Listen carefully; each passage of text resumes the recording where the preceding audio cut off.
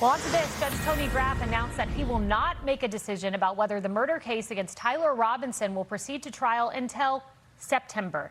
That's at the earliest, and that is a year after Charlie was assassinated.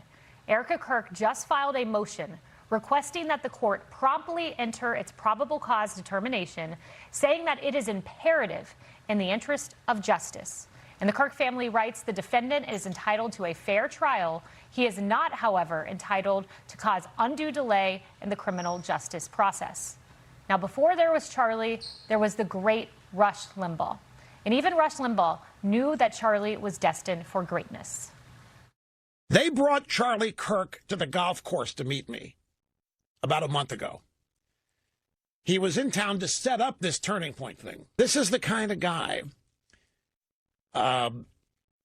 that you can see really becoming big in politics as he gets older. He just has the carriage, the personality, the charisma.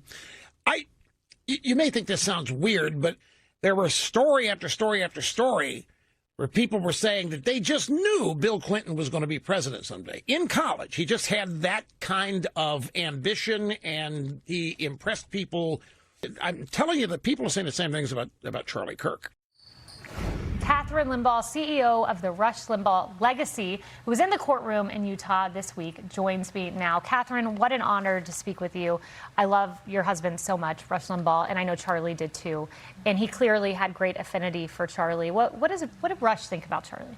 Rush absolutely loved Charlie. You know, Charlie grew up talking and listening to Rush. He used to talk to his parents. I was sitting with Kathy in the courtroom, Charlie's mother, and she said that she remembers going to school listening, having Rush on the radio and Charlie listening. Rush had the same admiration for Charlie. He thought really that Charlie was the younger generation. He was going to continue leading the movement and being a part of the conservative ideology world and become a household name, and that's exactly what happens. It's what happened. And watching this case, I mean, you're looking at the legal points, and then I'm looking at Erica Kirk, who is a beautiful woman of faith, a great mom, a great wife. She was crying during much of this. She was hugging Charlie's mom, Kathy. At one point, an investigator sitting with the family had to bring a trash can over to them both as they were using tissues. You were there with her. How is she doing, and how are Charlie's parents? You know, it was incredibly difficult because the courtroom is very small. There were only about 4 rows from us to the alleged assassin. So there they were, having to relive this incredibly hard, tragic day, and the emotion was real. They were crying a good portion of the time, as would be expected.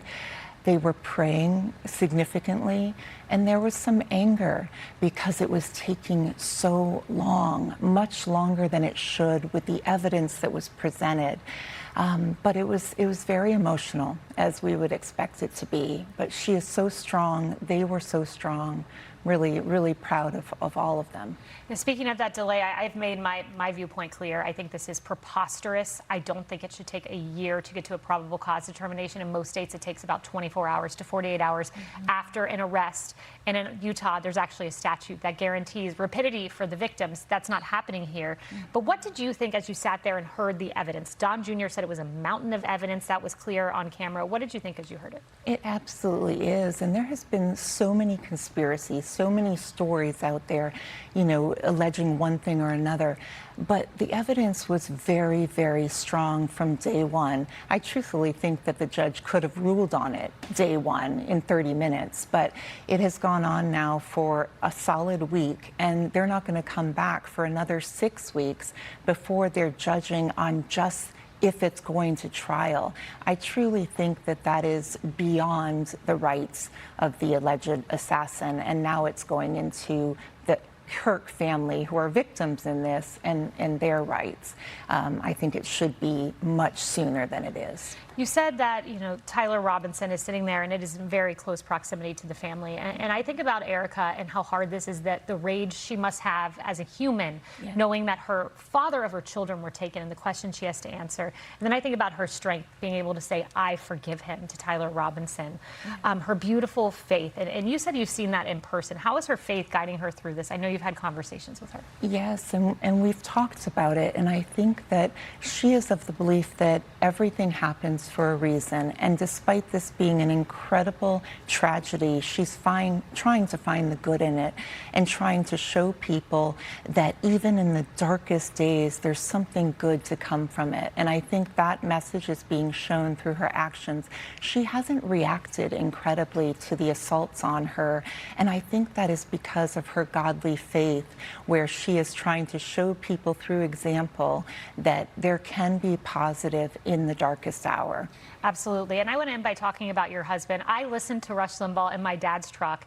He framed my worldview, and I say that, and it doesn't matter where in the country I give a speech and share that, Utah, Chicago, wherever, Rush Limbaugh gets an applause. He left such an enduring mark on this movement. I wish he was still here to guide us through it. I just want to give you a moment to reflect on his legacy, which just endures. He had an indelible mark on conservatism in the world. Yes, I think much like Charlie, he is incredibly missed. He was really at the forefront of the movement before there was a Fox News, even before there were a lot of other programs. And I know that Rush lives on through all of us, through you, through everyone who's watching. And I know that's the same for Charlie. Their message is strong, and I think it really does live on through the younger generation. But they were the leaders, Rush was the leader, and Charlie certainly was as well. Well, I want to end by playing the soundbite. This is Charlie Kirk reflecting on Rush Limbaugh's legacy. Opportunity to get to know Rush very well, and Rush was someone that supported Turning Point in a variety of different ways. He was someone that I had the opportunity to have many different meetings with and get advice and counsel from. He was always so kind and courteous, gracious and humble.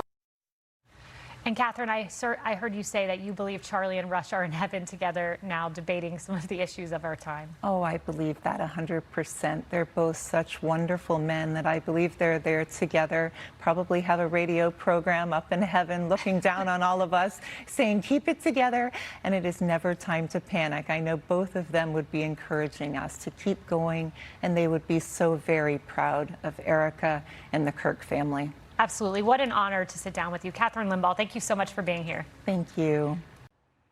Be sure to like and subscribe for all the Fox News latest on YouTube and catch full shows streaming now on Fox One.